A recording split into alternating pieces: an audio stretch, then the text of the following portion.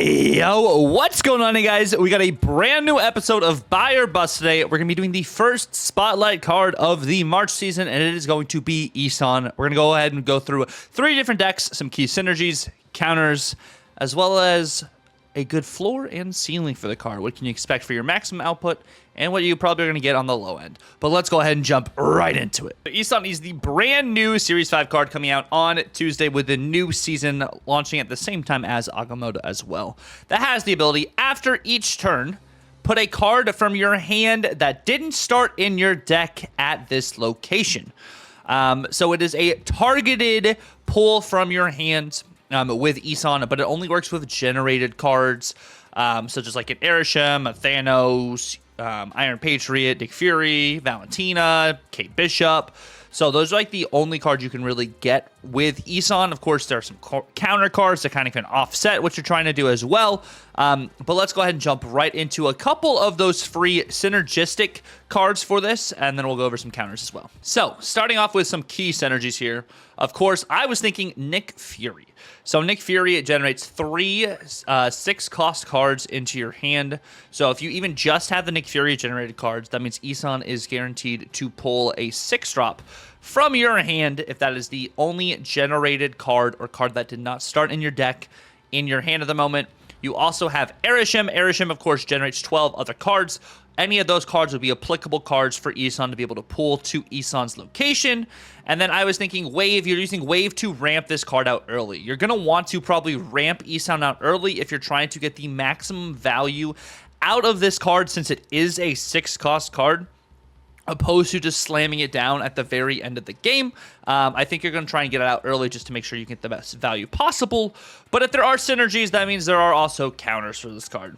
And some of the main counters I was thinking of are Master Mold. So Master Mold puts 2 Sentinels into your hand, which makes it so if Eson can't necessarily pull the cards you want him to pull, because you have, of course, 2 random cards that are Sentinels instead of potentially those 6-drops if you played Nick Fury, whatever maybe your Iron Patriot card or Valentina card was, or even one of the Coulson generators. It kind of just offsets the percentage of like the higher, better synergistic cards to actually pull with Eson. So that's a good counter there. Of course, Black Widow as well puts the Widow's Kiss into your hand, which is a generated card. So it, of course, also offsets your probability of drawing the card or dropping the card onto the location that you truly want. And then, of course, you have Spider-Ham. So Spider-Ham turns one of your cards into a pig, and that is then a generated card, a card that did not start into your deck. So Spider-Ham is another key counter to this as well. But let's talk about the good and the bad when it comes to Eson. So some of the main points I was saying of is it is another Erisham enabler. Since Erisham gives you a lot of generated cards, you don't have to play generated cards in order to get, or cards that create, or card generators in order to get that Eson value. You also have the energy on turn 5 to be able to play him out instead of having to maybe ramp him out early. You can get the value there. Another good thing is a targeted pull because it only pulls generated cards, unlike Red Wing, which is a random card that gets pulled to that location from the cards in your hand. This is targeted to only be the generated cards. It's not the most counterable. I don't see a lot of people playing Master Mold or Spider-Ham or, Black Widow. So there's not really that. I mean, of course, it can be Shang-Chi'd as well, but if there's Shang-Chi in your Eson opposed to something else, I think that's kind of a win in a sense. And like Red Guardian on an Eson, you're not really going to see that all too often because it does have 10 power. It'll have probably the most power in those lanes. And then I think there's a lot of just card generators besides just Erisham that you can just use there. So like you don't have to just use Erisham. But going to the bad over here, right? It is a 6-cost card. So if you don't ramp it out, you only get this interaction for 1 turn, unless you, of course, do have Limbo. Whereas if you ramp it out early, you can get it for turn 4, 5, 6. If you use like a Wave, if you use a Hope, you can get it for 5 and 6. So you do have better options if you ramp it out early, but it's not great if you can't ramp it out early.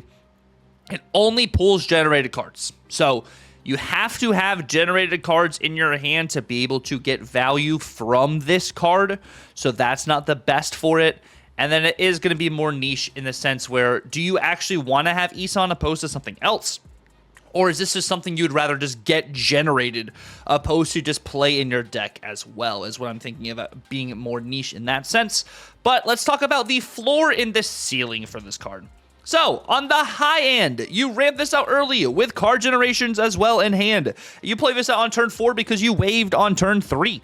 And you're able to get at least 2 pulls from turns 5 and 6. But also, if you look at it, if you get this out on 4 and you have the board space as well, you can get card generations out on turn 4. So it isn't just necessarily turns 5 and 6. I'm putting 5 and 6 here because that's kind of just more optimal, I would say, in my sense. Because you're probably, if you're playing this out on 4, maybe you're playing your Nick Fury out on 5 to be able to get the Eson value there. Because if you're going to play Wave, you're going to want to play your bigger cards out. So that's why I am saying more turns 5 and turn 6 value opposed to just turn 4 value there. On the low end, it is a 6-10 if you just play this out late with no card generations. And, you know, it doesn't pull anything onto the board for you. It's just a 6-10 power right then and there. But I think on often, you're going to be able to play this out either on curve, which is just turn 6, with generated cards to be able to get at least one of those cards pulled to that location, which I think is going to be more average than what you're probably thinking if you're being able to ramp it out consistently. I just don't know how often you'll be able to do that or get the maximum value having the card generators as well. One of the main decks I was thinking of, though, is some Wiccan kind of synergy here. So you're playing the Collector Wiccan version or Collector Wiccan style list here. You have Collector, you have Iron Patriot, which generates cards, Kate Bishop generates cards, Valentina generates cards, Victoria Hand synergizes with those generated cards, Coulson generates cards, Copycat. Of course, you're using it as more of a tech piece. You have Nick Fury to generate cards. You have Wiccan that give you extra energy to be able to play out some of these cards that you've generated, or be able to just get Eson out with some generators as well. So just a couple different options there. You have Quicksilver as your 1-drop as well to guarantee you have something to play out on turn 1. Next, I have the Celestials, which is a card generator version of Arishem. You're using this with Blink to potentially swap out some of these lower cards as well for Eson value. You have Luke Cage for your Valentina, and there still is a lot of Affliction going on. We do have Copycat in this list again, because I think it's going to be a very just good tech card to have in this, especially with Agamotto coming out. And speaking of Agamotto, we do have this list over here. Ravonna works with all of the Agamotto cards because they have 0 power. And then Eson can pull those Agamotto cards as well. You could be blinking out some of these cards too. You have Quinjet because these are generated cards. You have Jubilee to get some of these cards potentially out earlier. Hope Summers to be able to ramp out your Eson. You have Wave to get out your Eson. So a couple just different lines there. But this Spotlight Week is also pretty interesting.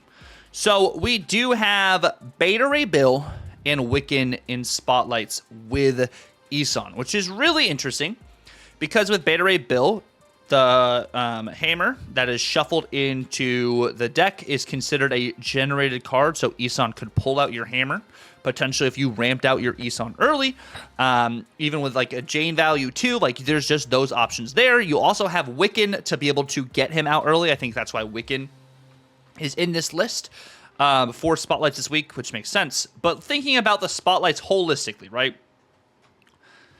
I don't think Eson is the strongest card.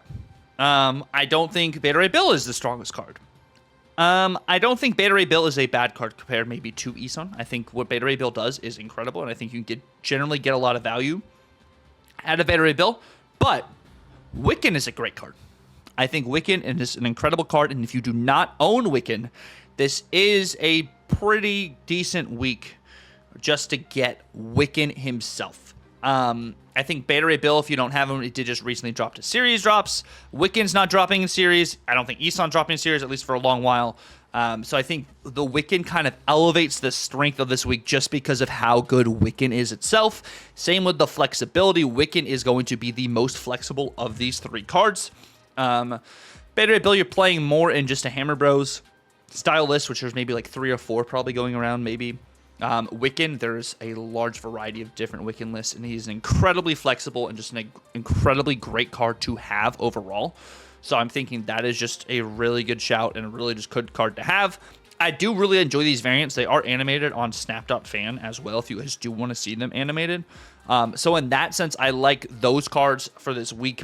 I may not be the highest on Eson, spoiler alert, but I think this week is okay, even though there are much better spotlight weeks in March. But going back to Eson, let's talk about him just a little bit more. So Eson, you know, his ability from like what I've seen from the community's feedback on it, and honestly my feedback on the card, like the community saying the strength is interesting. Like, you know, you can be able to pull this card to a location, which is cool. It works with generated cards. Airshim's already in a good spot right now. It's another good enabler for Airshim. It's not the most flexible, though. Like, you can't just kind of plug and chug this into a bunch of different decks. You have to legit build around it or build with this in mind to be able to actually get the value. Are you going to ramp it out early? How are you going to ramp it out early? So I'm not sure at the 6 cost slot how I feel about it. Like Red Wing, of course, you have to move it. It was like 3-4, but I don't know. 6 cost seems just a little weird here. So I wouldn't maybe be surprised if it drops in cost. I think that's what I'm thinking, and I think that's what the community's thinking. But I don't know. I think I would think maybe at a 5 cost would be a little bit better, kind of like a Blink kind of thing. How Blink was a 5 cost and was perfect at like the 5 cost slot. I don't think she needs to be changed. But I don't think it's necessarily the strongest either. I'm kind of in agreement with the community. I think it's a little underrated though. Like, I feel like this card is getting a lot of, like, just distaste from what it used to be when it was data mined. It used to give +2 power for each card in your deck that has different power across the board, which is really cool and would have been a really cool just concept. So I do agree that was better, but I'm not sold on this card. I do think this card is, like, a bust. I don't think it's the biggest bust ever kind of thing. Like, I don't think this is the worst card ever put out by any means whatsoever. But I can't truly suggest you guys buy this card. I think when it comes to the Spotlight Week, if you're missing Wiccan, I think Wiccan is a great card to open for overall. And Wiccan is incredible and does great things. But it's like, do you open for Eson and do you open for Beta Ray Bill? I can't say that with confidence. I'm just not super sold on the card and the value that it adds at the moment. When more card generators come out, or maybe we see some better synergy with Agamotto, maybe that's where you can do it. Like, if you truly can ramp this out, I think Agamotto having some of those spells/skills to be able to help ramp it out would actually be incredible. But until I see that in action, I just can't really suggest getting this card just yet.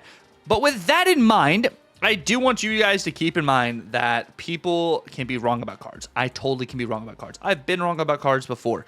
But you guys want to play the cards that you think are really going to provide the most fun and enjoyment for you. Buy the cards you want to play, but you don't have to buy every card day one.